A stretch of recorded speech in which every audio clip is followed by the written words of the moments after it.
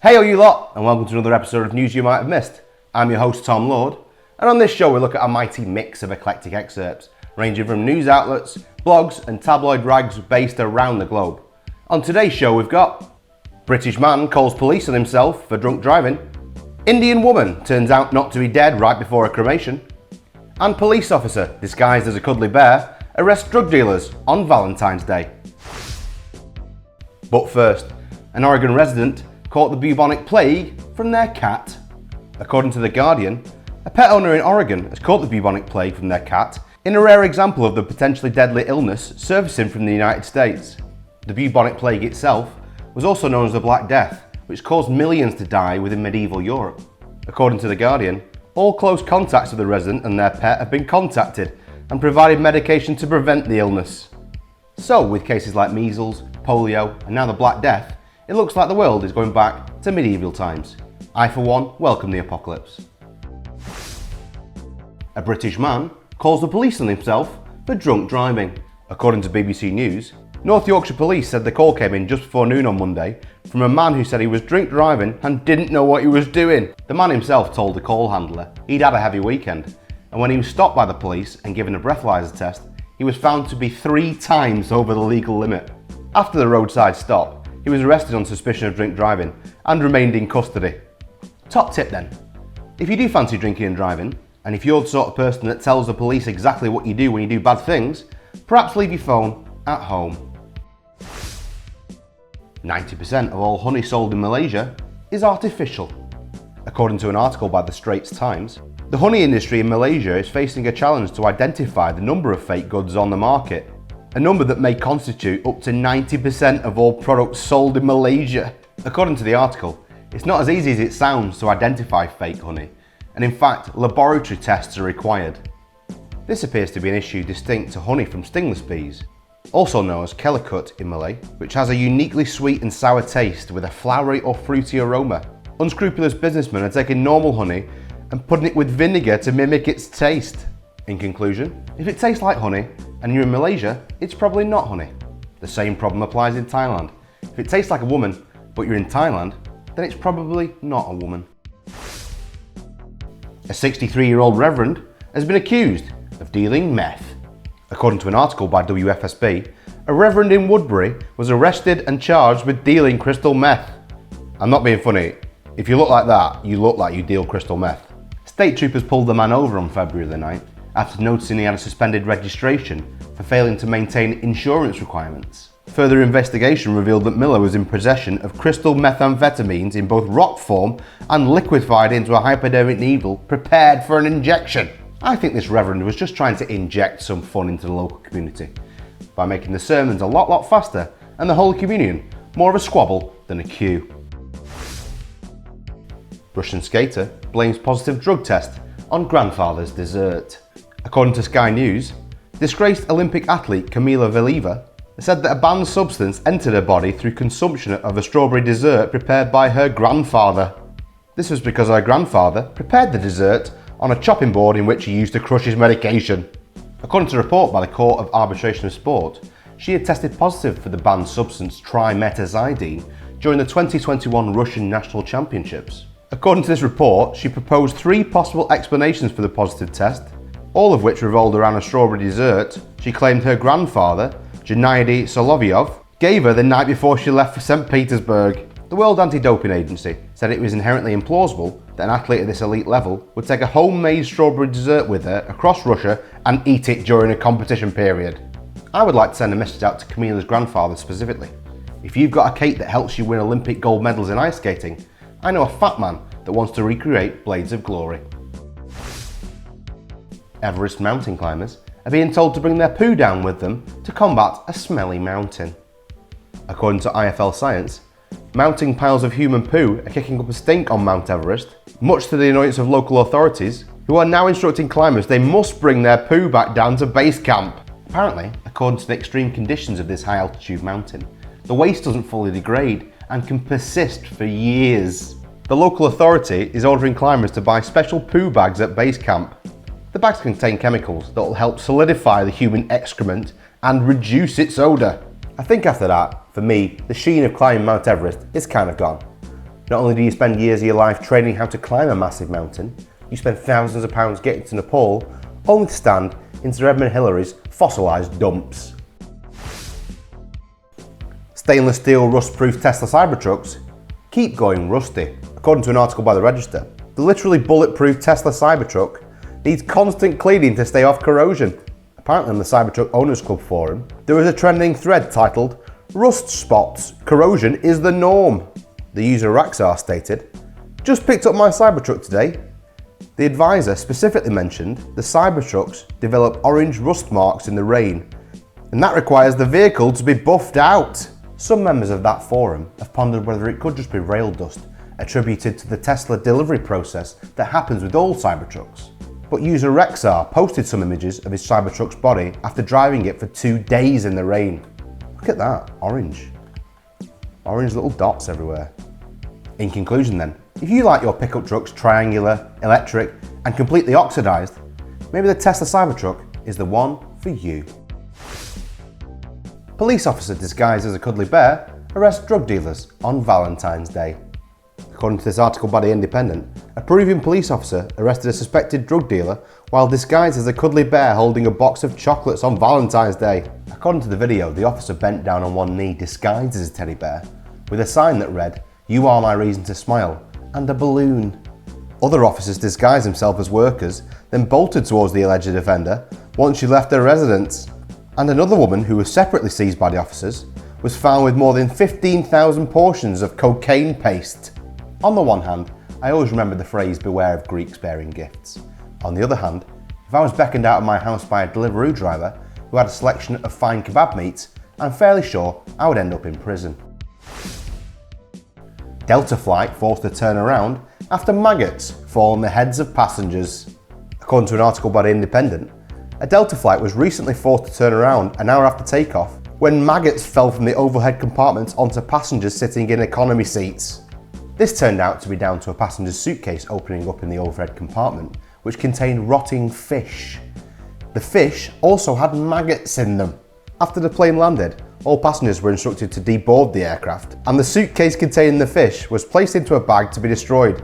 The plane itself was also deep cleaned. One person named Kels on Twitter wrote, "Really lovely to be 2 hours into an 8-hour Delta flight to Amsterdam to find out there's rotten fish and maggots hitching a ride with us. How has this even happened? In the UK, I can't even get on a flight with more than 100 millilitres of liquid in my pocket, and this guy gets on with a fish and a load of maggots. Who's checking the bags in Amsterdam airport? Stevie Wonder?" Florida cop mistakes an acorn landing on the roof of his car for a gunshot and shoots at an unarmed man. An investigation by Uclusa County Sheriff's Office found former deputy Jesse Hernandez used excessive force, but he and the sergeant who shot at the unarmed suspect, Marquis Jackson, were cleared of any criminal wrongdoing. Jackson, the man who was shot at, was handcuffed in the back of a patrol car at that moment, but thankfully he was completely uninjured. The police wrote a statement, "We are very thankful Mr. Jackson wasn't injured, and we have no reason to think that former Deputy Hernandez acted with any malice. Though his actions were ultimately not warranted, we do believe he felt his life was in immediate peril." So, if you're about to be arrested in Florida, make sure you don't get arrested underneath an oak tree, or any tree for that matter, because otherwise you might get randomly selected to get turned into Swiss cheese. Indian woman turns out not to be dead right before her cremation. According to an article by new.nl, the cremation of an Indian woman was stopped at the last minute because she opened her eyes. The 52-year-old woman had recently suffered massive burns due to an accident in her house. As a result, she ended up in hospital, unable to afford further treatment. She returned home, and there her condition subsequently deteriorated. On the Monday, she no longer opened her eyes, and according to her husband, he could no longer hear breathing from his wife. Her husband further said, "We thought she was dead and informed other people in the area." A local resident who attended the cremation said he'd never experienced anything like it. When it was discovered the woman was still alive, she was taken back to her home by hearse. Maybe call a doctor. Maybe call a doctor to find out if someone is actually dead rather than just relying on your basic skills. Christ, how would you even feel? Hang on, what's all that smoke? Man sentenced in the US for attempting to smuggle 3 Burmese pythons in his pants. According to thedailycaller.com, a A New York man was sentenced on Wednesday to a 1 year's probation and a $5,000 fine for attempting to smuggle 3 Burmese pythons through a US-Canada border crossing. The 38-year-old man attempted to take a bus from Montreal to New York with 3 little pythons in 3 little snake bags in his trolleys. He had purchased the snakes, worth around $2,500, at a Canadian reptile store. He did not, however, obtain the prerequisite documentation to import the snakes into the US. This is what they can look like. Massive snake. Sneaking. This story brings a whole new outlook to the phrase, is that a snake in your pocket, or are you just happy to see me? No love. I've got 3 snakes. Burmese pythons. Top Customs and Border Protection doctor tried to order fentanyl lollipops for a UN meeting. According to NBC News, the whistleblowers in this case said Dr. Alexander Eastman's staff raised questions about why he would need to order fentanyl lollipops to take with him to the UN meeting. And he answered that it was part of his duties to make sure that any injured CBP operators were cared for, making the argument that should an emergency occur, it would be necessary for the pain. Apparently the man was already under investigation for trying to procure drugs for a friend of his who was a helicopter pilot. For some perspective, the Customs and Border Protection is the chief agency responsible for detecting and stopping the illegal flow of fentanyl into the US. I don't know about you, but it's the first time I've heard of fentanyl lollipops. All I had was like cherry, blackcurrant, maybe cola. Fentanyl will be off my box. Man who mixed his own sperm with his dad's to get his partner pregnant will not have to go through a paternity test. According to The Guardian, the High Court has ruled that Barnsley Council does not have the right to force man to take a DNA test to determine the parentage of his son. According to the article, a man and his partner had experienced fertility problems and they could not afford to go to IVF treatment. As a result, he agreed to mix his sperm with his father's, which was then injected into the woman. The arrangement was always intended to be kept secret, and it led to the birth of a now 5-year-old boy. But once Barnsley Council became aware of the circumstances, it launched a legal bid to determine his parentage. Like, I get it because your skin, fine, but it's just a grim thought. It's like you come home from school and you go, "Hi Dad, Grandad, how's Grandad, Dad?" I don't know about you, but this feels like a really elaborate lie to cover up the fact that someone's dad banged their partner. A funeral director kept a woman's body in a hearse for 2 years. According to an article from Lovely Nos, a former funeral director in the US state of Colorado appears to have kept the body of a deceased woman in a hearse for 2 years. Also in the house was the ashes of 30 cremated people. The gruesome discovery came when the former funeral director was evicted from his house for late payment of rent. Apparently the man had got into financial trouble. He owed money to several crematoria in the area, so no crematorium wanted to cremate the body of the 63-year-old woman. So he decided to store her body in the hearse, and it now appears that the woman's relatives received the ashes from someone else. The former funeral director has not yet been arrested, but the police have issued an arrest warrant for the man. He's expected to be charged with abuse of a corpse, forgery of a death certificate, and theft of money paid for cremation. This story is pretty grim and horrific, to be honest, but the plus side is, if you got the funeral wrong the first time, you get to do it again. Let's not invite Auntie Doris. She's awful. Research paper with AI-generated gigantic rat penis is retracted from a scientific journal. According to Science Integrity Digest, the figures in the paper were generated by the AI tool Midjourney, which generated some pretty but nonsensical illustrations with unreadable text. According to the article, it appears that neither the editor nor the 2 independent peer reviewers actually read the research paper. Look at this! Look at that! Retat. Look! Centolic stem cells. And the most informative, rat. Perhaps this is just a look into the future, where large penis rats roam the earths and scare old women, and where men like me, with pathetic 2 inches, all of a sudden get 12-inch Subway sandwiches. Drivers tricked by fake 50-mile-per-hour speed limit sign still have to pay fines. According to the Standard, around 600 drivers are seeking to overturn fines for speeding after a fake 50-mile-per-hour sign was placed on a dual carriageway in southeast London. But according to the Metropolitan Police, they will not have their penalties waived. This is all down to a speed limit change on the A20 near Sidcup, where the speed had been dropped from 70 miles per hour to 40 miles per hour. But an unauthorised 50 miles per hour sign was installed by a third party on January 24th. CCTV then generated hundreds of automatic fines and penalty points to drivers who were guided by the incorrect sign. In conclusion, you can't trust your local road signs. So what do we do now?